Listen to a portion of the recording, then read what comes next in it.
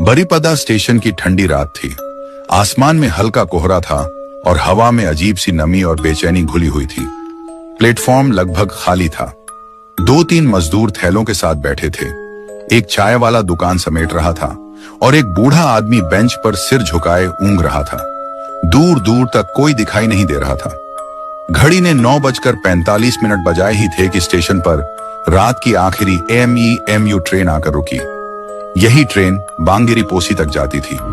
कुछ यात्री जल्दी जल्दी चढ़ गए, बाकी प्लेटफॉर्म पर गायब हो गए। राजेश पहली बार इस रूट पर सफर कर रहा था। उसने टिकट लिया और तीसरे डिब्बे में जाकर खिड़की के पास बैठ गया। ट्रेन धीरे धीरे चलने लगी। इंजन की सीटी स्टेशन की खामोशी को चीरती हुई दूर तक गूंज रही थी। खिड़की के बाहर अंधेरा, झूमते पेड़ और पहाड़ियों का सन्नाटा था।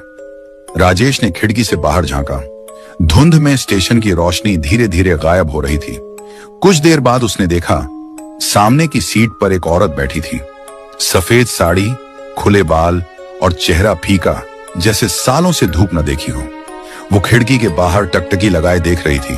राजेश ने मुस्कुराकर पूछा, आप कहां जा रही हैं? पर कोई जवाब नहीं मिला। उसकी आंखें खालीपन लिए हुई थीं। ट्रेन झुमका पहाड़ी के पास पहुंची। लाइट झिलमिलाने लगी। मोबाइल में नेटवर्क नहीं था। जब रोशनी दोबारा जली, औरत अब राजेश की बगल में थी। उसकी ठंडी सांसें राजेश के कानों को छू रही थी। राजेश डर के मारे खड़ा हो गया। तभी टीटी आया।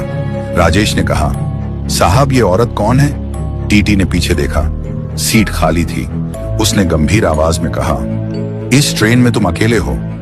कई साल पहले इसी रूट पर एक औरत अपने बच्चे के साथ मर गई थी। अब भी वो सफर करती है। ट्रेन बांगेरी पोसी पहुंची। राजेश ने पीछे देखा। सीट पर एक पुराना टिकट था। तारीख 5 अक्टूबर 1998। ठंडी हवा चली और किसी की फुसफुसाहट सुनाई दी। मेरा स्टेशन अभी बाकी है। राजेश ने मुड़कर देखा। डिब्बा पूरी तरह खाली था। दरवाजा अपने आप बंद हुआ और ट्रेन फिर अंधेरे की ओर चल पड़ी।